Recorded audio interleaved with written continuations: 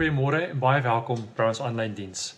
As jy die afgelope weke saam met ons gekyk het, sal jy sien vanoggend lyk 'n bietjie anderste. Ons is vir meer as 'n week nou al in lockdown, so ek praat met julle vanoggend vanuit my huis. Ons is nie vanoggend saam by mekaar nie, maar tog glo ons ook dat ons nog steeds 'n gemeenskap is. Want soos die eerste gelowiges geglo het, God hou alles tussen ons in stand. As julle wil weet hoe ons vir die volgende paar weke by mekaar gaan wees, wil ons julle uitnooi om na ons webblad toe te gaan, of ons Facebook te gaan kyk, en e-posse te lees wat ons vir julle gaan stuur. Dit is hoe ons met julle gaan kommunikeer vir die volgende tyd. Ek is bewus daarvan dat daar baie mense is wat die afgelope week ook die kerkkantoor gebel het, wat graag wil kos skenk en geld skenk vir ons sopkombuis. Ons werk saam met Mesaksie, elke donderdag en dinsdag sop te gaan uitdeel vir die haweloses. As jy kos wil skenk of geld wil skenk, ons wil graag van jou hoor. Al die inligting is op ons webblad, die bankbesonderhede is ook daarso. Ons wil ook in hierdie tyd wil ons goeie en verantwoordelike bure wees. En daarom is ons bewus daarvan dat daar mense in die volgende tyd by 'n plek gaan kom waar hulle nie winkel toe kan gaan nie, waar hulle nie by die apteek kan omgaan nie, en waar hulle iemand gaan nodig hê om in die ry vir hulle te gaan staan. Ons wil graag van jou hoor. Ons het 'n hele span van vrywilligers wat daarmee graag wil help. Aan die begin van ons byeenkoms wil ek graag vir julle 'n kers aansteek. Dis iets wat die eerste gelowiges van die begin af gedoen het. Die kers wat hulle aangesteek het hulle herinner dat God elke dag by ons is. Dit was 'n teken, 'n simbool dat ons aan mekaar behoort, dat ons mekaar se medereisigers is. En die kers was 'n manier om ons te herinner om saam te droom oor hoe ons die wêreld en die plekke waar ons elke dag gaan mooier kan maak en meer betroubaar kan maak. Gelowiges het kers aangesteek en dan het hulle gebid. En ek wil vir julle uitnooi om vanoggend saam met my 'n ou gebedsritueel te doen, wat hulle genoem het 'n handpalmgebed. Die handpalmgebed was iets wat gelowiges gebruik het om te probeer woorde gee aan dit wat hulle vir God wil bring en dit wat hulle van God wil ontvang of vra. En ek wil vir jou vra om dit saam met my vanoggend te doen. So as jy vanoggend saam met jou huisgesin is, of jy kyk na hierdie op lyn of deur jou foon of televisie, wil ek vir jou vra om jou oë toe te maak en jou handpalms op jou skoot te sit, asof dit afdruk na onder toe.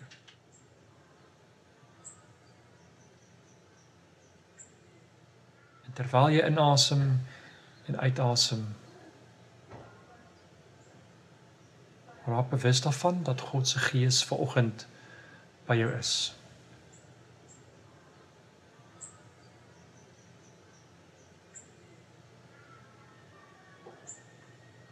Terwyl jy jou palms op jou skoot sit en afdruk na onder toe, wil ek vir jou vra om te probeer woorde gee of te probeer dink aan wat is dit wat jy vanoggend na God toe wil bring. Wat is dit wat jy by God wil los of vir God wil gee?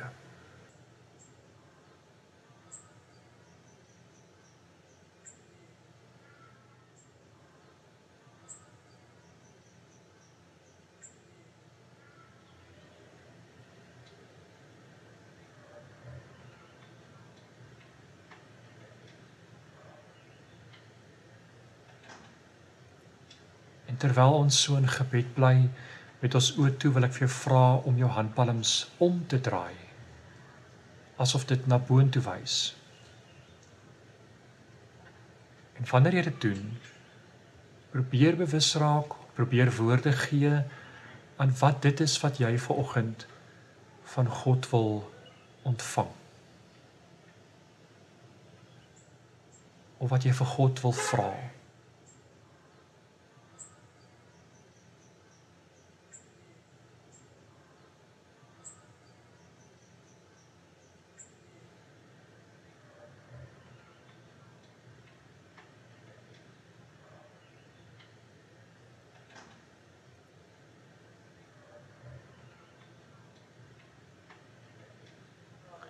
Here, terwyl ons vanoggend hier in gebed is en bewus word van ons behoeftes. Dit wat ons vir U wil gee en dit wat ons van U wil vra. Is ons bewus dat ons nie vanoggend by mekaar is nie. Maar Here, help ons om te ontdek vanoggend dat ons nog steeds 'n gemeenskap is wat aan mekaar behoort en dat U by ons is waar ook al ons vanoggend is. Amen. Vir die afgelope paar weke het ons saam gereis in lydingstyd. Daai tyd van die jaar wanneer gelowiges Jesus se dood herdenk, maar ook ons eie sterflikheid, ons eie broose menslikheid. Ons dink ook in die tyd aan die kere en aan die oomblikke wat ons gesukkel het om die lewe reg te kry en om die lewe te doen. In lydingstyd vertel ons vir mekaar en vir onsself sulke stories. My ervaring is dat die meeste van ons sukkel om soms daar te gaan, om ons broose menslikheid te omarm en om daai stories vir onsself en vir ander te vertel. Ons sukkel om woorde daaraan te gee. En ek wil vir jou uitnooi om vanoggend saam met my hieroor te reflekteer. Dis 'n vrou van Nederland wat my Jan herinner het. In die voorportaal van die Molukse kerksentrum in Houghton, Nederland, staan daar 2 horlosies langs mekaar agter donker glas. Die een horlosie sê wat die tyd is in Nederland en die ander horlosie wys die tyd in Ambon, wat die Molukse hoofstad is van hulle eiland in verre Indonesië. Interessant, dit is waar die Molukkers, soos hulle na hulle self verwys, meer as 60 jaar gelede vandaan gekom het, aan die pad van Indonesië af na Nederland. En hulle het 'n geweldige hartseer geskiedenis. In die onafhanklikheidsstryd van die eilande was daar 'n klomp van die bywoners wat saam met die Nederlanders beklei het as soldate. En natuurlik toe die oorlog verby is, kon hulle nie aanbly op die eiland nie. En het Nederland vir hulle toestemming gegee om te trek na Nederland en daar toe kom bly. In die dorpie, Houghton, waar hulle vandag nog bly. As jy met die Molukkers praat, dan sal hulle vir jou sê dat hulle het nooit regtig in al die tyd tuis gekom en welkom gevoel in hierdie dorp nie. 'n Klompie jare gelede is daar toe 'n konferensie gehou by Stellenbosch Universiteit waar 'n klomp mense saam gedink het oor hoe die kerk vreemdelinge en vlugtelinge kan laat tuis voel. En hulle nooi toe 'n klompie van hierdie Molukkers van Nederland om te kom praat en hulle ervaring te kom deel. Het 'n vrou opgestaan en sy het haar storie begin vertel. En sy het gesê dat dis 'n vreemde ding, na al hierdie jare het die swaar kry anders geword. Hulle pyn het anders geword. Want elke generasie wat gebore word, verlang na 'n plek of 'n tyd wat verby is. 'n Eiland en 'n tuiste wat hulle nog nooit eers besoek het nie. Sy sê selfs die horlosies in die voorportaal van ons kerk bring heimwee. Sy vertel dat toe die Molukse kerksentrum geopen is, was daar 'n groot partytjie gehou by die kerk, by die voorportaal. Daar was gaste genooi van Ambon af, van die eiland waar hulle vandaan kom, en ook gaste van Nederland. Die koningin het ook gekom en hulle het simbolies, het hulle die tyd van hierdie 2 horlosies in die voorportaal, het hulle dieselfde gemaak, saamgestel, as 'n manier om te sê dat dit wat verby is verby. Die verlede is in die verlede en ons moet aangaan. Maar sy sê kort voor lank het die lidmate weer die tyd van die 2 horlosies teruggestel. Die tyd in Ambon en die tyd in Nederland. Terwyl sy haar storie vertel, sluit sy af in die woorde en sê, dit voel vir my asof daar 2 mense in my is. Een wat vanaf die eilande afgetrek het na Nederland en daar bly, en die ander een wat agtergebly het op die eilande. Dis haar storie vertel, het sy my herinner aan dat die meeste van ons sukkel met oorgange. Dit is vir die meeste van ons moeilik. Daar is die veronderstelling dat ons oorgange makliker moet doen en eenvoudiger moet doen, maar ek dink die waarheid is, dat ons soos hierdie vrou sukkel met oorgange. En tog, het die antieke gelowiges geglo, dat oorgange en verandering in menselewe is 'n geskenk. Dit is 'n boodskapper, om jou iets te laat sien wat miskien al altyd daar was, of om jou te help om 'n eerste tree te gee, om in hierdie nuwe veranderde omstandighede in te gaan. Maar, hoe meer ek daaroor gedink het, ek besef dat ek vermoed die meeste van ons voel soos die vrou wat tussen twee horlosies bly. En in lydingstyd vertel ons ook vir mekaar hierdie stories. Die stories wat ons moeilik aan woorde gee. Die stories waar ons sukkel met oorgange. Daar het 'n vrou van George vir my herinner aan hoe moeilik dit soms is om daar te gaan. Om daai stories vir jouself te vertel en verander. Sy was deel van 'n terapiegroep gewees met 'n klomp ander vrouens wat hulle stories van vir mekaar moes vertel het. Ons was daar om slegs die ruimte te fasiliteer. En toe het kom waar mense kon opstaan en vertel waar hulle is op die oomblik in hulle lewe en waar hulle gaan, wat vir hulle moeilik is, niemand praat nie. Het was 'n lang tyd gewees voordat iemand op die einde van die dag opgestaan het en gesê het, dis wie ek is. 'n Lang stilte, totdat hierdie vrou die moed gehad het om op te staan. En sy het gesê, sy wil graag haar storie vertel. Haar dogter, wat 14 is, was baie siek by die huis. Die dokters het nie geweet wat is fout met haar nie, en hulle het kop gekrap. Hulle het nie geweet wat om te doen nie. Hulle het hulpeloos gevoel.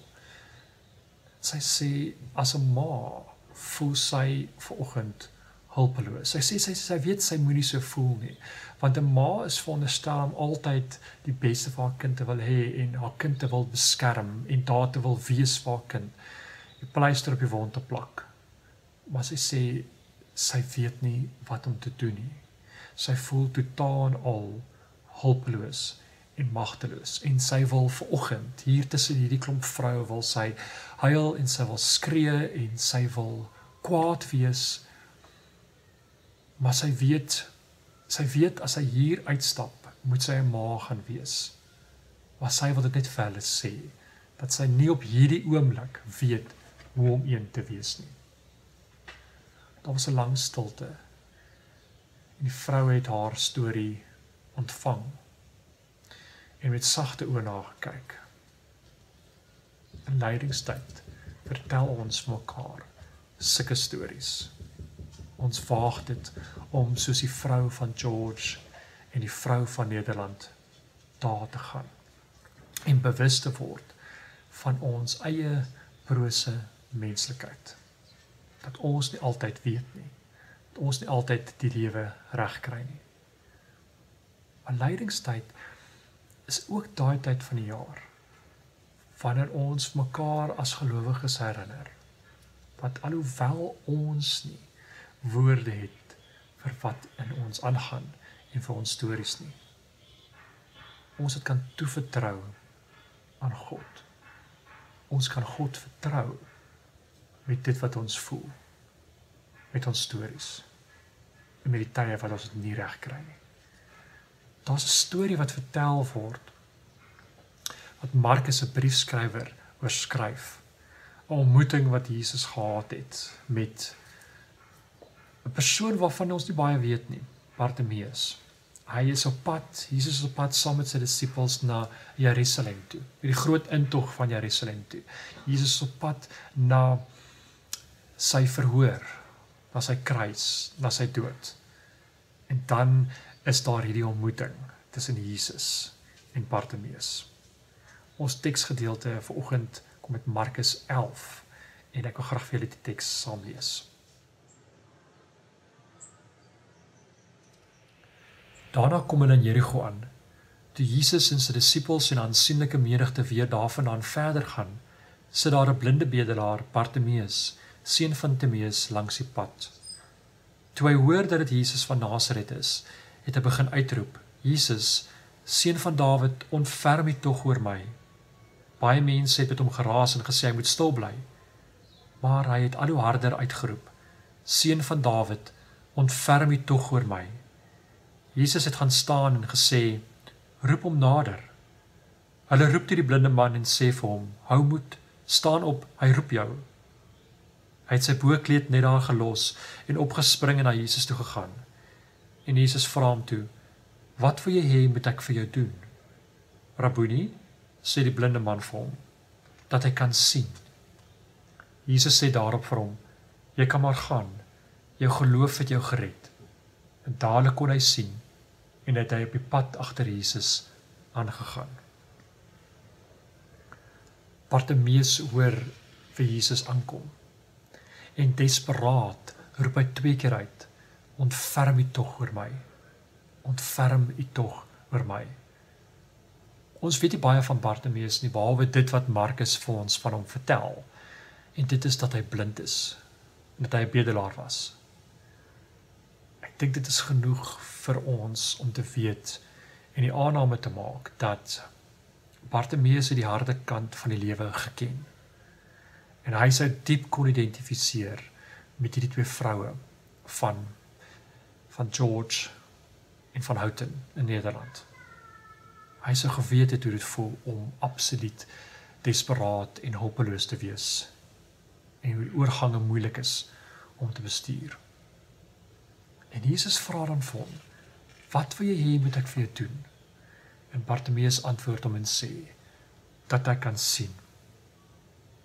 Dis die kort storie van 'n paar sinne van iemand van wie ons nie baie weet nie, wat Markus half indruk tussen hierdie groot momente van Jesus se lewe, die intog in Jerusalem en sy kruisiging en sy dood. Markus was lief geweest daarvoor om dit te doen, en oral in sy brief, oral in die evangelie, lees jy van sulke klein momente, sulke kort stories, sulke paar sinne van soms vreemdelinge, naamlose mense en ander kere mense van wie ons nie baie weet nie, soos Bartimeus, wat Markus indruk in groot momente van Jesus se lewe. Dit was amper asof Markus wou sê, hierdie kort stories is belangrik. Jy moet nie mis nie. Dit is amper asof Markus wou sê, dat as jy wil weet wie Jesus is, hierdie storie, hierdie paar sinne, gaan vir jou sê wie Jesus werklik is. Bartimeus roep desperaat na Jesus. Sê vir hom: Sien my raak, help my, genees my. En in daai skare, in daai chaos, in daai geraas, met alles wat voor lê en alles wat gebeur het, sien Jesus hom raak. Hy sien hom as 'n iemand wat belangrik is, iemand wie se stories en emosies belangrik is. En hy staan stil by hom. En hy maak nie sy emosies en sy storie af as net nog een nie, as onbelangrik nie. Hy gee gewig aan sy brose menslikheid. En dit is wat Markus wil sê. Dit is wie Jesus is. Dit is hoe God is. Dat in die skares sien God ons raak, ons stories, en ontvang dit, en kyk met sagte oë na ons. In lydingstyd vertel ons vir mekaar stories, oor tye wanneer ons dit nie reg kry nie. Maar dan herinner ons ook mekaar, dat ons hierdie stories, en hierdie emosies, wat ons ook al voel en waar jy ook al is, ons kan dit toevertrou in God se hande. Want God maak dit nie af as net nog een nie, net nog 'n oomblik nie, net nog 'n paar sinne oor 'n vreemdeling nie. God gee gewig aan ons brose menslikheid en sien ons raak as 'n iemand wat belangrik is. Iemand wie se storie belangrik is. Mag jy die volgende week, in die heilige week wat gaan voorlê, mag jy dit vaag na die plekke toe wat jou bang maak. Na die stories wat jy dalk lanklaas vir jouself van vertel het of verander. Die kere wanneer jy sukkel. Maar mag jy ook vrede ontvang en vryheid ontvang. Dat as jy dit na God toe bring, jy dit by God kan toevertrou en in God se hande kan los. Dit is bevryding. Dit is redding.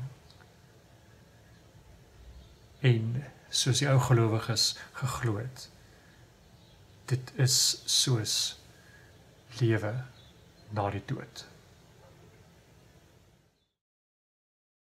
I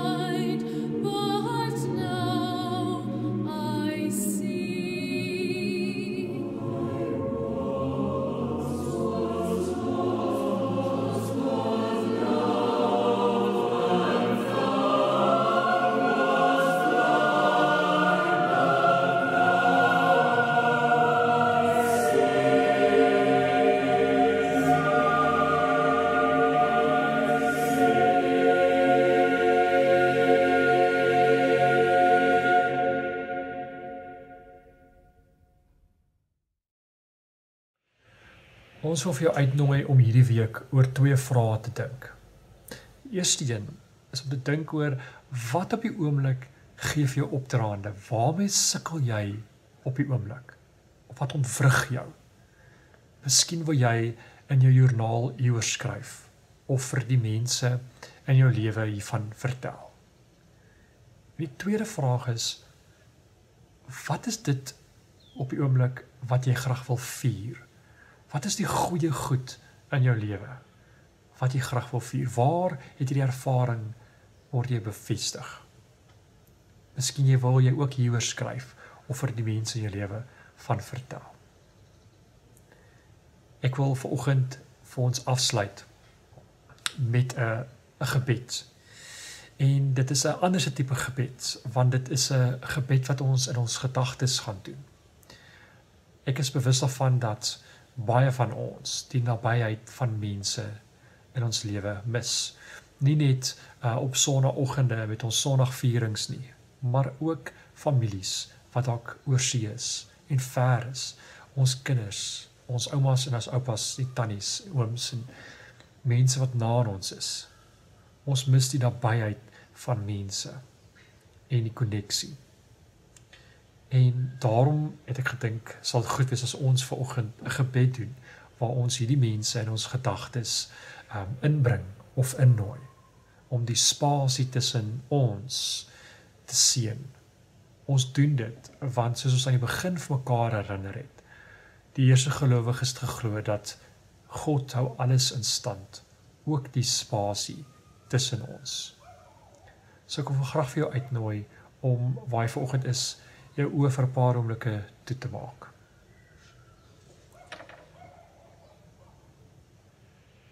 Dink aan iemand vir wie jy baie lief is, maar by wie jy nie nou kan wees nie.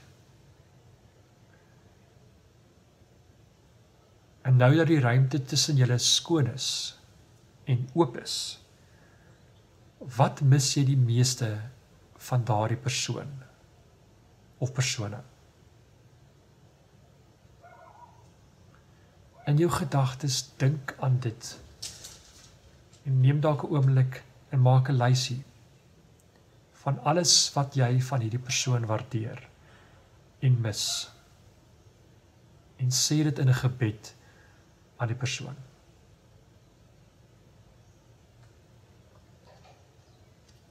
En vir gesinne, kom ons sê vir mekaar wat ons mis van mekaar wanneer ons nie by mekaar is nie.